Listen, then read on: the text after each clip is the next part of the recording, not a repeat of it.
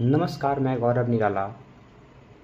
आम आदमी पार्टी के पंजाब से राज्यसभा सांसद राघव चड्ढा, जो वर्तमान में राज्यसभा में आम आदमी पार्टी के उपनेता हैं, जो सरकार से कई अहम सवाल जो जनता से जुड़े हैं सदन में उठाते रहते हैं।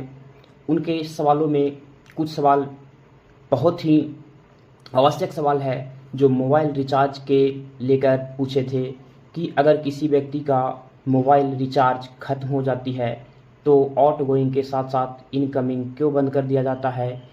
और ये भी सवाल पूछे कि साल में 12 मंथ होती है लेकिन रिचार्ज करने पर 13 बार रिचार्ज करना पड़ता है।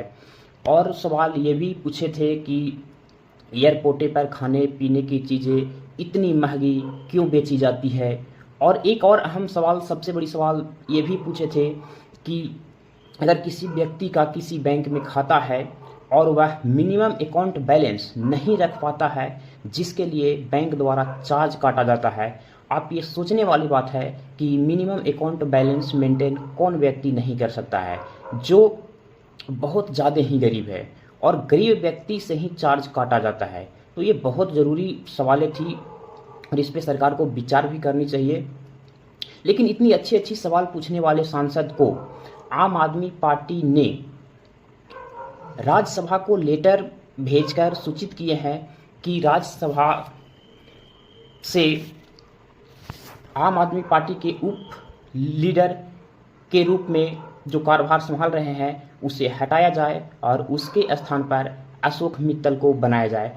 उन्होंने कोई खास रीज़न तो नहीं दिए हैं, लेकिन रीज़न में ये भी लिखे हैं कि अरविंद केजरीवाल के द्वारा आयोजित कई कार्यक्रम में राघव चड्ढा जी ने भाग नहीं ले रहे हैं, जिससे आम आदमी पार्टी थोड़ा चिंतित है और वो राघव चड्ढा के स्थान पर अशोक मित्तल को वो अपना राज्यसभा में उपनेता बनाना चाह रहे हैं। साथ में यह भी कहा गया है कि राघव चड्ढा को बोलने के लिए अब टाइम अलॉट नहीं किया जाए।